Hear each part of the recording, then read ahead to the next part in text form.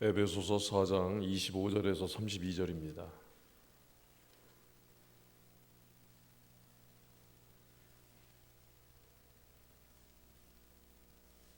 신약성경 314면 에베소서 4장 25절에서 32절까지 함께 봉독하겠습니다. 그런즉 거짓을 버리고 각각 그 이웃과 더불어 참된 것을 말하라. 이는 우리가 서로 지체가 됨이라. 분을 내어도 죄를 짓지 말며 해가 지도록 분을 품지 말고 마귀에게 틈을 주지 말라. 도둑질하는 자는 다시 도둑질하지 말고 돌이켜 가난한 자에게 구제할 수 있도록 자기 손으로 수고하여 선한 일을 하라. 무릇 더러운 말은 너희 입 밖에도 내지 말고 오직 덕을 세우는 데 소용되는 대로 선한 말을 하여 듣는 자들에게 은혜를 끼치게 하라.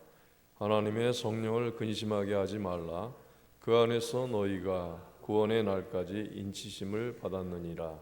너희는 모든 악독과 노함과 분냄과 떠드는 것과 비방하는 것을 모든 악의와 함께 버리고 서로 친절하게 하며 불쌍히 여기며 서로 용서하기를 하나님이 그리스도 안에서 너희를 용서하심과 같이 하라. 아멘. 아마도 한 1년 전쯤에 이제 그 에베소서 4장 24절까지 말씀을 함께 나누었던 것으로 기억이 됩니다. 오늘 이제 이 본문 말씀 앞부분에서는 그리스도인이 되기 이전의 사람과 새로운 피조물, 그리스도인이 된 그리스도 안에서 새 사람이 된 사람에 대해서 이제 설명을 하고 있습니다. 4장 17절에서는 그 복음으로 거듭나기 이전의 사람들은 누구나 다 이 허망한 것을 쫓아 행했던 자들이라고 말씀을 하고 있습니다. 그러나 그리스도인이란 그리스도 안에서 새롭게 지음받은 자가 되었다고 가르치고 있습니다. 이 새 사람이라고 하는 의미는 그리스도 안에서 진리와 생명의 길을 가르침을 받았다고 말씀을 합니다. 그래서 이제 그리스도인은 그리스도로 말미암아서 또 그리스도 안에서 또 복음과 성령으로 말미암아 새 사람으로 지음을 받은 사람을 말합니다.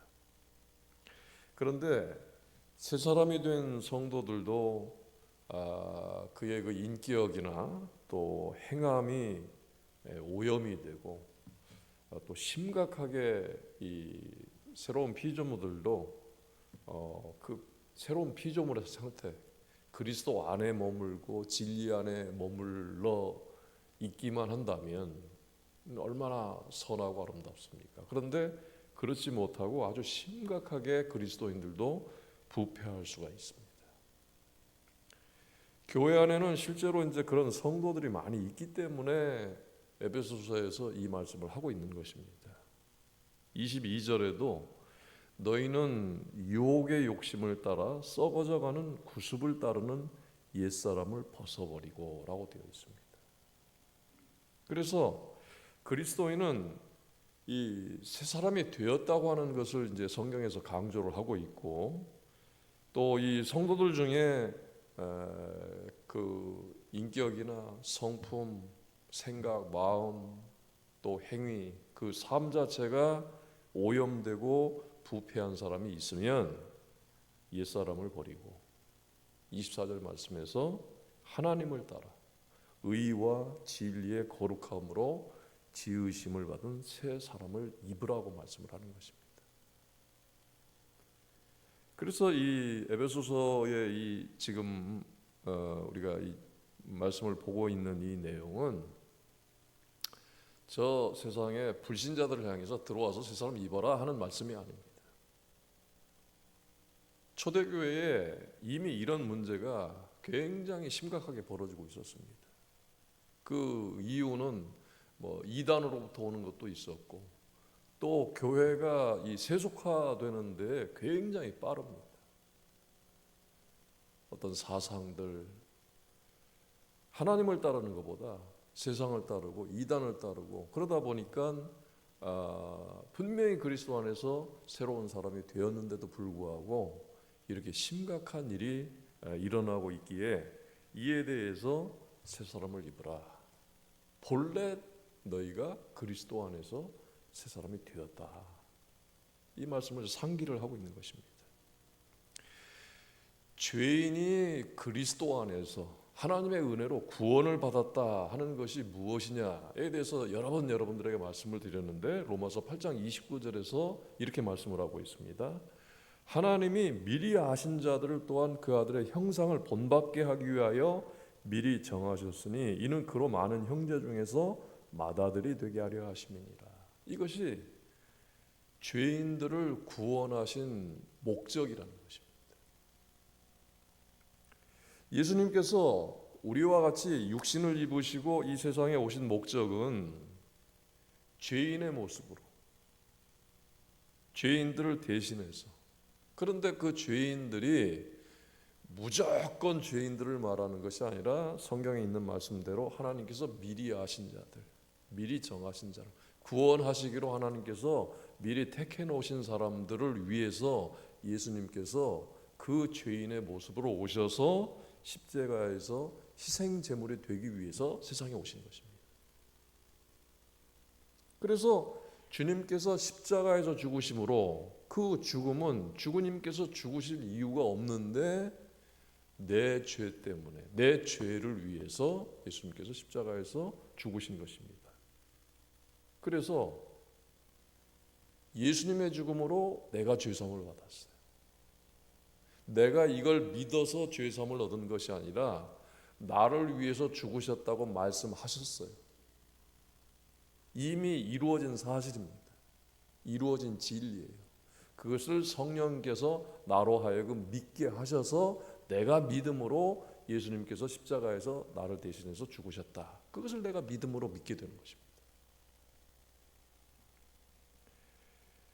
주님께서 세상에 오신 그 목적 중에 매우 중요한 사실이 이 로마서 8장 29절에서 말씀하는 바와 같이 그 아들의 형상을 본받게 하기 위하여 나를 구원하신 구세주의 형상, 예수 그리스도는 하나님이십니다. 하나님의 아들로서 우리에게 오셨는데 그 하나님의 형상, 예수 그리스도의 형상을 본받게 하기 위하여 나를 구원하셨다고 말씀을 하고 있습니다. 여기서 이제 본받도록 하기 위하여라는 말씀에서 이 본받도록 하기 위하여에 있어서 그 주체가 누구인지를 잘 알아야 합니다. 놀랍게도요, 기독교인이 아닌 사람들 가운데도 유명한 지성인들 중에도 불신자들 중에도요, 예수를 닮겠다고 하는 사람들이 지금도 있고 역사적으로도 많이 있어 왔어요. 대표적으로 인도의 간디가 우리하고 전혀 다른 종교, 다른 문화권이지만 이 사람도 예수를 닮겠다고 부단히 노력한 사람입니다. 러시아의 이 문호 톨스토이도요, 삶은 엉망진창 그런 사람이었는데 예수를 본받겠다고 굉장히 애쓴 사람. 그런데 예수를 닮겠다고 한 사람들이 어떤 지식적인, 지성적인 면에서, 사상적인 면에서 닮으려고 노력을 했는지는 모르지만 그들의 삶에는 전혀 변화가 없었어요. 이게 닮겠다고 자기 의지를 가지고 노력한다고 해서 예수를 닮을 수 있는 게 아닙니다. 그런 사람들이 있었지만 그들은 그저 그냥 입으로만 그렇게 말을 했고 흉내만 조금 냈을 뿐이에요. 여기서 그 아들의 형상을 본받는다고 하는 것은 복음으로 거듭난 성도들만이 가능한 것입니다. 생각을 해보십시오. 예수를 믿게 하셔서 하나님의 자녀가 되게 하셨어요. 자녀라고 하는 것이 무엇입니까? 자녀는요, 부모를 닮았다는 얘기예요. 생김새 닮아서 태어납니다.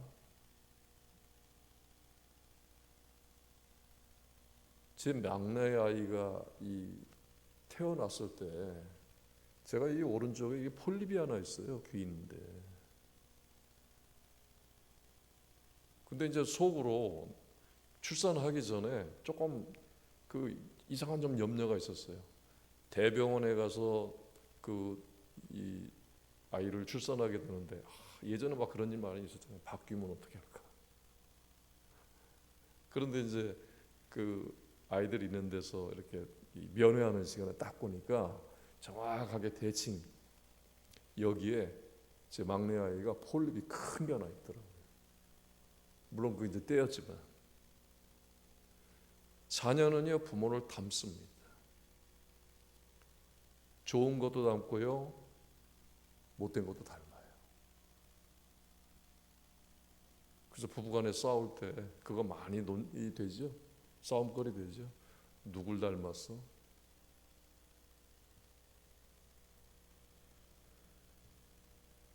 그리스도를 본받게 하기 위하여, 자 원래 죄로 인해서 다 죽었어요. 원래는 하나님의 형상대로 창조가 되었는데 죄로 말미암아서 다 죽었습니다. 구원이라는 게 뭡니까? 죽음에서 우리를 살리신 거예요. 그냥 단순히 생명만 불어넣으신 것이 아니라 새로 살린 그 생명체에다가 하나님의 형상을 본받게 하기 위하여, 원래 하나님과 우리 관계가 아버지와 자녀의 관계. 그래서 구원의 목적이 아버지와 자녀의 관계를 회복시키는 것을 말하는 것입니다.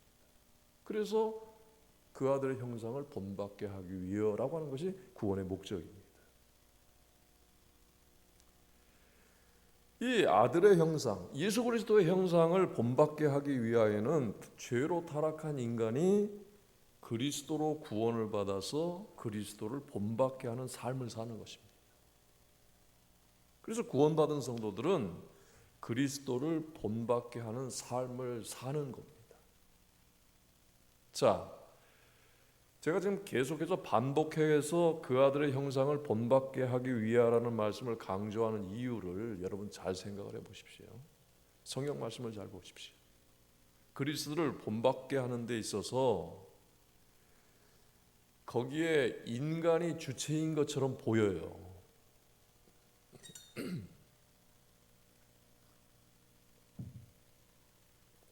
그 아들의 형상을 본받게 하기 위하여, 이 말 속에 그 주체가 사람인 것 같지만 실제로는요, 그 아들의 형상을 본받게 하기 위하여의 인간이 주체가 아니고 대상이 되는 것입니다.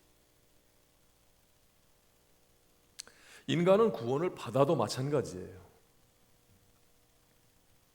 우리가 그리스도인으로서 내가 예수 믿기 전하고 예수 믿은 후에 몇십 년이 지나도 글쎄 인격적인 어떤 변화가 있을 수는 있죠, 다. 그리고 모습이 달라졌지요. 그런데 어렸을 때 믿은 사람도 그렇지만 삶의 중간에 예수 그리스도를 영접하고 구원받은 하나님의 자녀가 되었다고 했을 때 그런 분들에게 있어서 획기적으로 완전히 다른 삶을 사는 분들이 과연 얼마나 됩니까? 달라진 게 뭐가 있어요?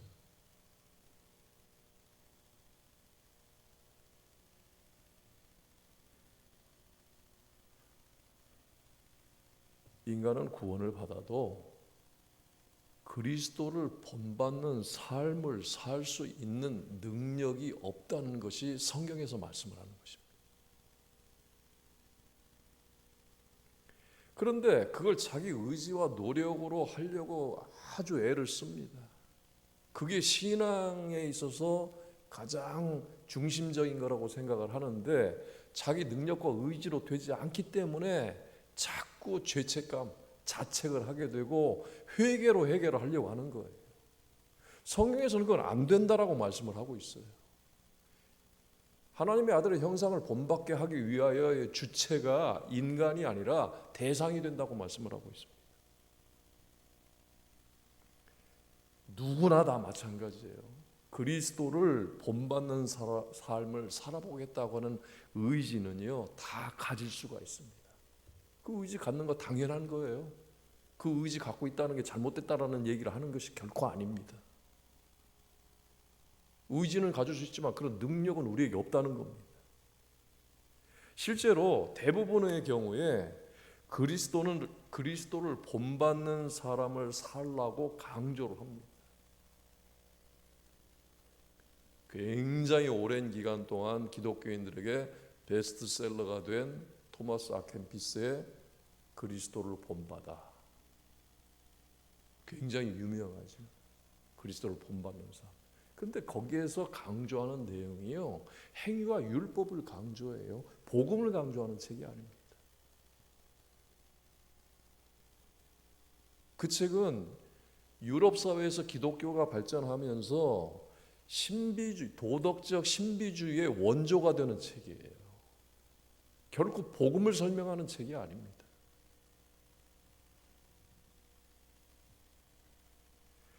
인간이 아무리 선하고 건전한 의지를 갖고 하나님 앞에서 결단을 하고 영적인 면에서 하나님을 기쁘시게 한다거나 어떤 자기의 어떤 영적 기준을 정해놓고 또 뭐 설교자들이라든지 책을 통해서 어떤 이런 것이 기독교인의 삶이다, 이렇게 해야 된다 하는 기준을 정해놓고 노력해 보려고 하지만 금방 실패로 끝나고 맙니다. 그게 인간이라고 하는 존재예요. 그리스도 안에서 거듭나도요, 그 능력이 우리에게 획기적으로 주어지는 게 아닙니다. 그리스도인의 삶은요, 하나님을 의지하며 살도록 되어 있어요.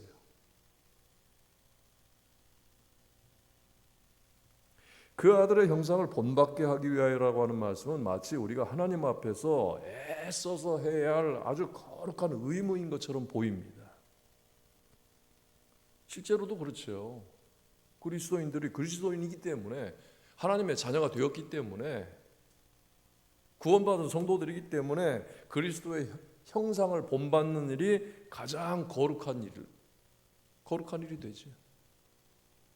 자, 또다시 원점으로 돌아가서 이 그 아들의 형상을 본받게 하기 위하여 이 주체가 누구냐 하는 것입니다. 그리스도를 본받게 하는 일이 그거 내가 해야 하는 일일까요? 하나님이 하시는 일일까요? 하나님이 하시는 일입니다. 성경은요, 처음부터 끝까지 그렇게 말씀을 하고 있습니다. 우리가 이 성경 틈을 비집고 들어가서 내가 해보겠습니다, 내가 이렇게 하겠습니다, 이렇게 해서 성공한 예가 하나도 없다는 것을 성경은 계속 말씀을 하고 있어요. 유대인들을 통해서 바울이 지적을 합니다. 행위로 의롭게 되는 것이라고 그러면 예수님께서 왜 십자가에서 왜 돌아가셨냐는 거예요. 예수님께서 십자가에서 율법이 마침이 되셨다고 그랬어요. 완성을 하셨다고 그랬어요. 그러니까 성경이 말씀하는 게 뭐예요? 구원에 있어서, 의롭게 되는 것에 있어서, 은혜에 있어서 뭐라고 말씀을 해요? 그냥 믿기만 하라는 거예요. 할 일이 없다고 말씀을 하는 거예요. 이렇게 말하면 또 사람들이 오해합니다. 이렇게 말하면요, 사람들의 사고가 굉장히 유치해지고 1차원적 사고를 해요. 그러면 뭐 우리 아무것도 안 하고 살아도 되겠네. 우리 성경 보면서요, 그렇게 반대되는 생각을 일부러 끄집어내가지고 막 성경에 대해서 반대되는 질문을 할 필요가 없어요. 성경에 있는 말씀 그대로 그냥 읽으면 되는 겁니다.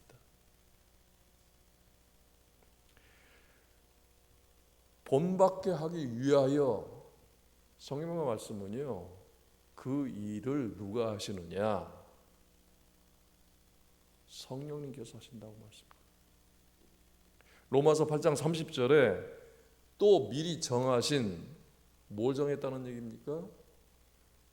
구원할 사람을 하나님께서, 성부 하나님께서 정하셨다는 거예요. 언제? 창세 전에. 또한 그들을 부르시고, 누가 부르십니까? 성령님께서 복음을 통해서 부르시는 겁니다. 또 그 부르신 그들을 또한 의롭다 하시고, 의롭다 하시는 건 누가 하신 일입니까? 성자 하나님 예수 그리스도가 십자가를 통해서 하신 일입니다. 그리고 그게 바로 구원이에요. 의롭다 하시는 것이. 의롭다 하신 그들을 또한 영화롭게 하셨느니라. 이 일을 누가 하십니까? 구원받은 사람들의 그 삶, 구원받은 이후의 삶을 성령님께서 책임을 지신다는 얘기예요. 우리가 그토록 하나님을 기쁘시게 한다든지, 어떻게 해야 거룩한 삶을 사느냐, 어떻게 해야 이 하나님의 영광에 이르느냐, 이 말씀을 보게 되면은요,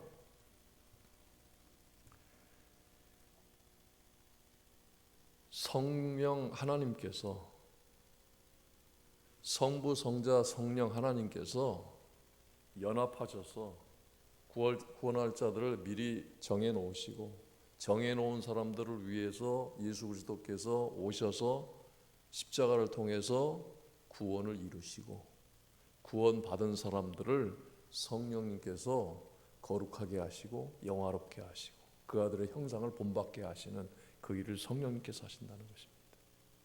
그게 하리라 미래형이 아닙니다. 지금 하고 있는 중이다라고도 말씀을 안 해요. 하셨다라고 과거형으로 이미 하셨다라고 말씀을 하고 있어요. 여러분, 믿음이라고 하는 거는요,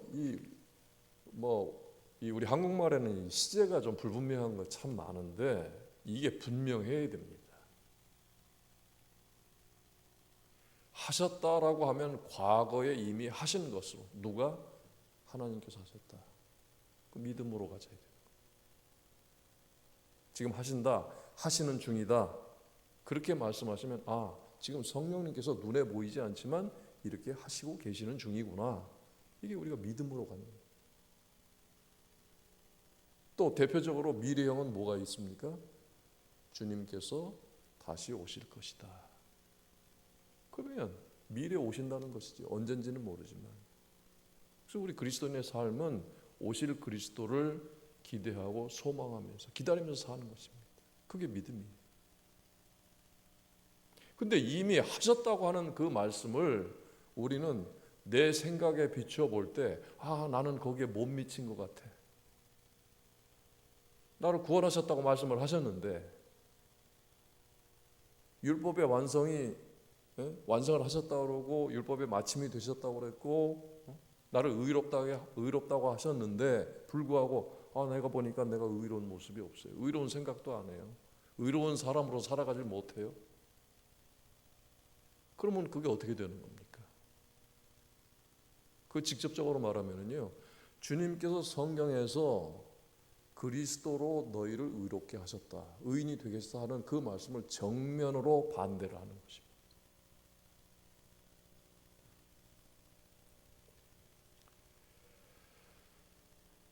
에베소서 4장 25절에서 세상에서 오염되고 심령이 부패한 성도들에게 버려야 할 것들에 대해서 말씀을 하고 있습니다. 첫 번째는요, 바울은 거짓을 버리고 각각 이웃과 더불어 참된 것을 말하라. 첫 부분의 말씀을 드린 거예요. 예수로 인해서 새로운 사람이 됐어요.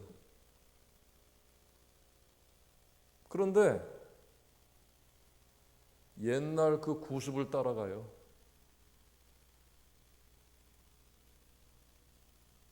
옛날 본성을 따라 살아가요. 그렇게 오염되고 부패한 그리스도인들에게 사도 바울이 직접적으로 경고를 하는 것입니다. 거짓말하지 말아라. 그리고 이웃과 더불어서 참된 것을 말하라. 자, 여러 가지 이 경고해야 할 그런 이 항목들 중에 왜 첫 번째 거짓말하지 말라고 그랬을까요? 이게 그냥 어떻게 보면 좀 포괄적인 것이고 누구나 쉽게 지킬 수 있는 것이기 때문에 아니, 처음에 이런 말 할 수 있잖아요. 살인하지 말라, 강도하지 말라, 간음하지 말라, 그럴 수 있잖아요. 그런데 왜 거짓말하지 말라고 그랬을까요?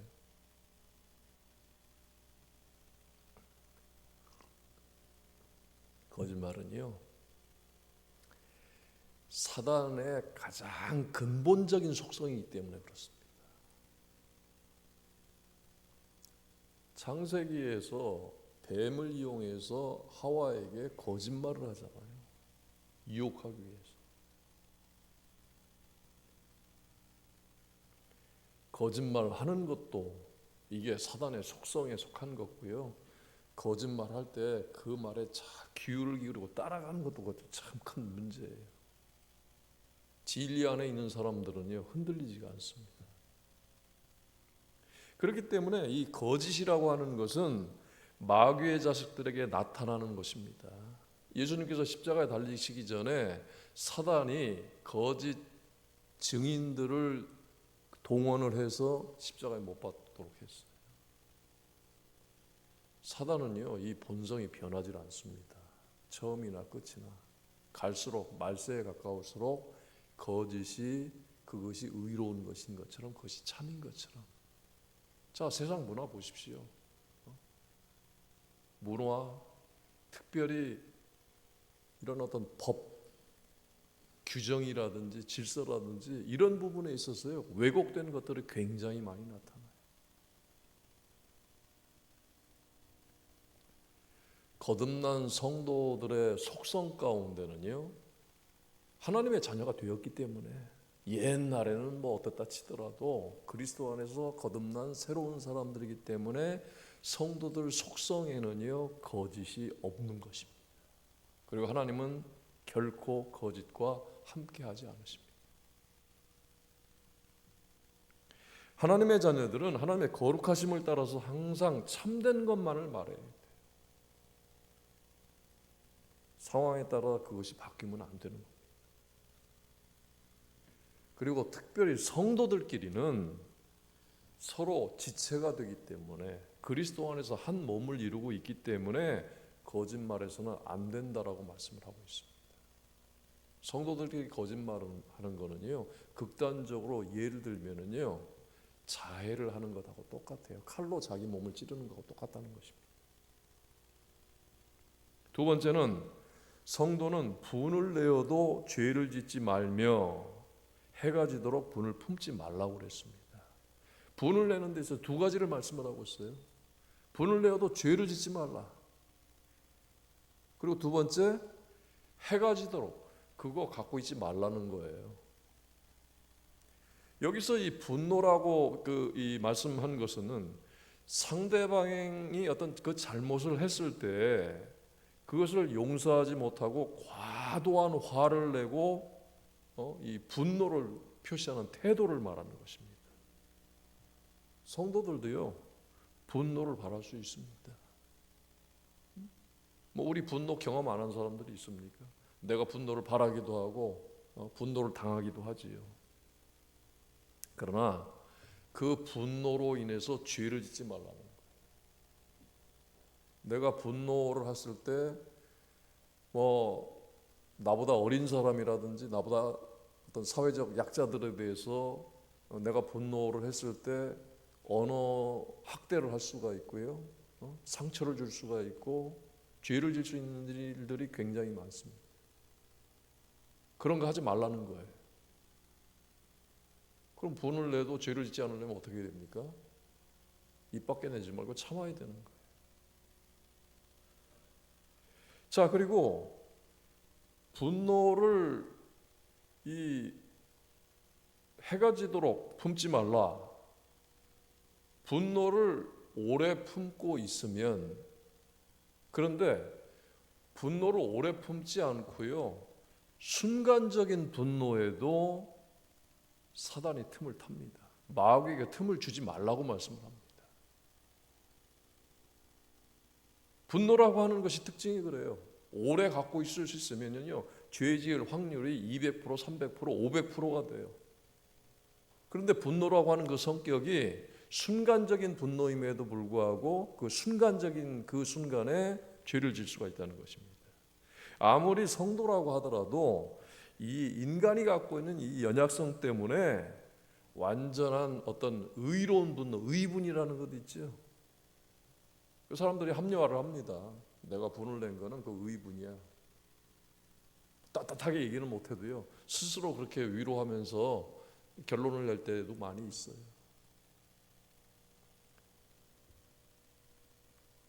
거듭난 성도들도요, 이 인간의 연약성을 그대로 갖고 있기 때문에 완전한 하나님 보시기에 합당한 그런 의로운 분노를 할 수가 없다는 것입니다. 이게 쉬운 것이 아닙니다. 분을 내게 되면 사단의 종이 되어서 범죄하기 때문에 그래서 마귀에게 틈을 주지 말라고 말씀을 하는 것입니다. 민수기 20장 7절에 보게 되면 무리바에서 모세가 지팡이로 반석을 2번을 치잖아요. 여러분, 그게 모세가 분노한 것처럼 보입니까? 그런 행동이 뭐가 좀 잘못된 것처럼 보여요. 근데 하나님께서 원래 모세에게 주신 원칙이 있어요. 반석에 명하여 물을 내게 하라. 그런데 모세가 백성들 때문에 화가 나가지고 냅다 지팡이로 2번 내리쳤어요. 모세는요, 성경에 이렇게 기록되어 있습니다. 이 지면에서 모세만큼 온유한 사람이 예전에도 없었고 그 이후에도 없었다라고 말씀을 합니다. 그렇게 온유하고 겸손한 사람이 순간적으로 분노한 것이 제 표현으로는 반석 2번 친 것뿐이에요. 그런데 그 일로 인해서 모세는 가나안에 들어가질 못합니다. 그가 하나님한테 항거도 못하고요, 이의제기도 못하는 거예요. 28절 29절 함께 읽겠습니다. 28절 29절입니다. 도둑질하는 자는 다시 도둑질하지 말고 돌이켜 가난한 자에게 구제할 수 있도록 자기 손으로 수고하여 선한 일을 하라. 무릇 더러운 말은 너희 입 밖에도 내지 말고 오직 덕을 세우는데 소용되는 대로 선한 말을 하여 듣는 자들에게 은혜를 끼치게 하라. 자, 이 말씀에서 도둑질하는 거, 그리고 더러운 말과 같이 이렇게 경고하는 것에 해당되는, 우리 중에 여기에 해당되는 사람은 없을 것입니다. 세 번째는 30절에 있는 말씀인데, 하나님의 성령을 근심하게 하지 말라는 말씀이 있습니다. 자, 근심이 지금 여기에서 말씀하는 그 근심은 뭐냐면 성령을 근심하게 하지 말라. 이거는 개인적으로요, 자기 어떤 심리적인 상태나 내적 상태, 자기 삶에 대한 불안, 미래에 관한 것, 어떤 상황 때문에 근심하고 그런 문제가 아니에요. 여기서는 하나님의 자녀들이 하나님을 근심하게 하지 말라는 말씀입니다. 예를 들면 자녀들이 잘못된 일을 할 때, 잘못된 길을 갈 때 부모들은요, 당연히 그 자녀 때문에 근심을 합니다. 자녀가 잘못됐는데 그 부모가 근심하지 않는다, 그러면 그 문제가 굉장히 심각한 거죠.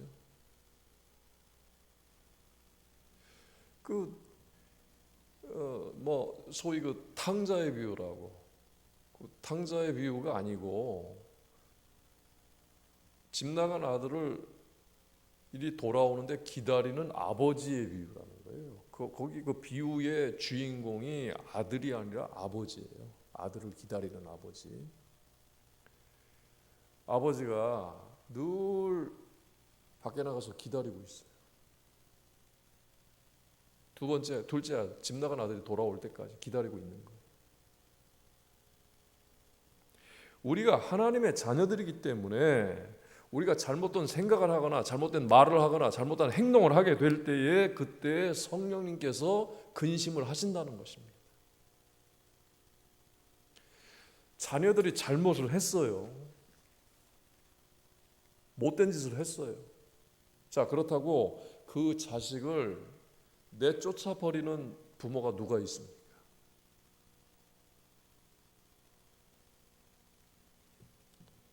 하나님의 자녀들이 하나님 앞에 잘못했어요. 악행도 했어요. 심지어는 다윗처럼 살인도 했어요. 그런데 그 다윗을 하나님께서 영원히 내쫓아 버리신 것이 아닙니다. 이런 얘기 또 막 오해할 수 있어요. 그럼 뭐 구원파에서 구원받은 사람들은 죄를 지어도 뭐 괜찮다고 그러는데 그런 유치한 얘기 아닙니다. 성경에 분명히 죄 짓지 말라고 그랬어요. 살인하지도 말라는 말씀도 있고요. 오늘도 읽은 말씀이 뭡니까? 거짓말하지 말고 더러운 말도 하지 말고 도둑질도 하지 말고 하지 말라고 하는 말씀 굉장히 많이 있어요.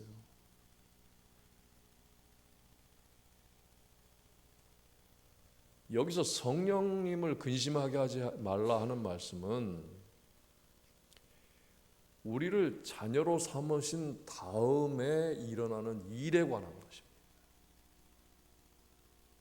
누구나 어느 가정이나 자녀들이 1에서 10까지 문제 없이 잘못한 거 없이 그냥 완전하고 순결하게 그렇게 자라는 경우가 있습니까? 티격태격도 하고 잘못도 하고 어떤 경우에는 나쁜 짓도 하고 그러지요. 그렇다고 부모와 자녀의 관계가 끝나는 겁니까? 하나님의 자녀들 마찬가지예요. 그 이상입니다. 하나님의 자녀들이 이 하나님께서 우리를 자녀로 삼아 주실 때는요, 영원히 삼으신 것입니다. 죽기 전에 이 구원이 심판으로 왔다 갔다 이런 일이 없다는 거예요. 성경에서는 분명히 그렇게 말씀을 합니다. 그러니까 근심을 하시는 거예요. 아예 처음부터 저건 심판의 자식이야, 진노의 자식이야. 그러면 성령님께서 근심할 일이 없죠. 다시 말하면 성령님께서는요, 불신자들이 잘못하는 일에 대해서는 절대 근심하지 않습니다. 성경에 그런 일도 없어요. 누가 잘못할 때 하나님의 자녀로 택함받은 사람들, 하나님의 자녀들이 잘못할 때 성령님께서 근심한다는 거예요. 왜? 내 자식이기 때문에. 그래서 성령님께서 그를 위해서 깨닫게 하시고 말씀을 기억하게 하시고 이것도 못 알아듣고 저것도 못 알아들으면은요, 성령님께서 여러 가지 수단과 방법을 통해서 그 사람으로 하여금 깨닫게 하시는 거예요. 자력으로 깨닫지 못하기 때문에. 말씀을 통해서건 자연적인 사건을 통해서건 친구의 말을 듣게 하든 그래서 회개케 하시는 것입니다.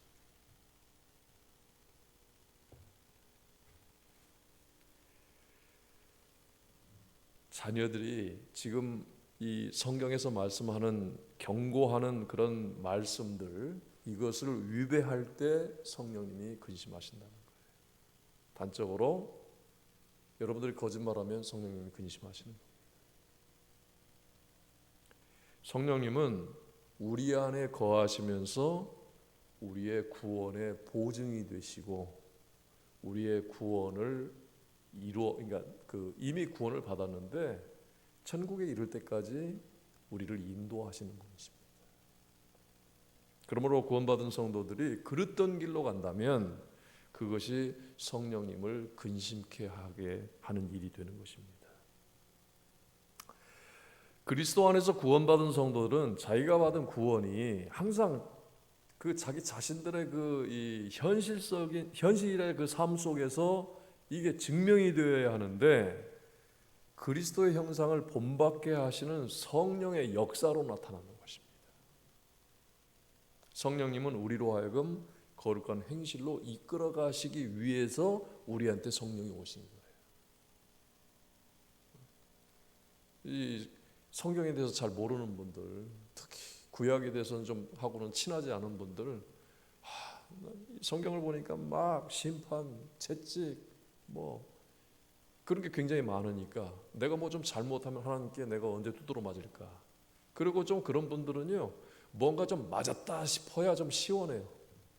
내가 한 일에 대해서 내가 하나님으로부터 보험을 받았다, 그렇게 생각하는 분들이 있어요. 그런데 성령님께서 우리 안에 오신 목적은, 성령님의 별명이 뭡니까? 위로자예요. 변호자입니다. 심판주로 나한테 오신 게 아니에요. 나를 감독하기 위해서 오신 것이 아니라, 나를 때리고 혼내고 못 살게 하시기 위해서 성령님께서 오신 게 아니라 그 큰 사랑을 베푸시려고 오신 분이십니다. 하나님께서 우리를 위해서 역사하시는 이유는요, 너희가 오늘 성경에 있는 말씀처럼 구원의 날까지 인치심을 받았느니라. 구원의 날까지, 저 천국 가는 날까지 인치심을 받았다, 30절의 말씀을 하고 있는데, 여기서 인치심을 받았다고 하는 것은 뭐냐면, 뭐 직접적으로는 이게 도장을 쾅 찍는 거죠. 그런데 이 말은요, 하나님의 소유물이 되었다라는 말입니다. 그러니까 이 말씀은 뭡니까? 하나님께서 우리를 끝까지 책임지신다. 예수님께서 그 말씀하셨어요. 내가 세상 끝날까지 너희와 함께 하리라 그러셨어요. 초대교회는 예수님의 부활을 가까이서 경험한 신앙 공동체입니다. 그리스도의 부활은 죽음을 이긴 생명의 승리였을 뿐만 아니라 인간의 이 죄, 영원한 죄에 대한 승리였습니다. 부활은 그리스도 안에 나타난 하나님의 죄사함의 은총의 결과였습니다. 그리고 창세기 3장 15절에서 그 사망 권세를 깨뜨리고 우리를 구원하신다고 하는 그 약속이 구약에 계속해서 하나님께서 계속 그 약속을 말씀하세요. 너희를 구원하겠다, 구원하겠다, 구원하겠다. 예수님께서 그 약속을 이루신 것입니다. 이 진리가 바울에게서 아주 분명하게 나타나고요, 베드로에게서도 아주 분명하게 나타나고 성경 전체에서 분명하게 나타납니다. 예수님께서 자기를 부인하고 흩어졌던 제자들을 다시 모아서, 예수님 잡히실 때 다 도망갔잖아요. 그런데 그 사람들을 다시 모아서 교회를 세우셨다고 하는 사실은 그 예수 그리스도의 부활이 그리스도 안에 나타난 하나님의 은혜, 하나님의 능력을 분명하게 강조하는 것입니다. 그렇기 때문에 초대교회는 예수 그리스도의 부활을 경험하고 용서받은 자들의 하나님의 은혜를 강조하는 것입니다. 사랑을 강조한 거예요. 그래서 초대교회가 강조한, 특별히 바울을 통해서 강조한 하나님의 은혜의 표준은 예수 그리스도의 삶이었고 성령의 은혜를 말하는 것입니다. 이 은혜로 말미암아 교회 안의 성도들이 그리스도의 은혜로 죄 사함을 받고 성령님의 역사하심 속에서 그리스도 안에서 한 형제 자매가 되었고, 한 형제 자매가 모여서 하나님을 예배하고 함께 친교를 하는 것입니다. 바울이 말합니다. 이 세상을 본받지 말고 하나님의 뜻을 분별하여 행하라고 권면하는 이 말씀을 항상 기억하시는 여러분들 되시길 바랍니다. 거룩하시고 사랑이 많으신 아버지 하나님, 감사합니다. 아버지 하나님, 항상 주님의 은혜를 생각할 때마다 먼저 하나님께서 나를 택하셔서 예수 그리스도를 통해서 구원하시고, 성령님께서 지금도 앞으로도 계속해서 이 부족하고 연약한 것을 이끌어 가시는 그 하나님의 은혜와 사랑을 기억하며 늘 주님의 말씀 안에, 진리 안에, 하나님의 생명 안에 있는 성도들 되게 하여 주시옵소서. 예수님의 이름으로 기도합니다. 아멘.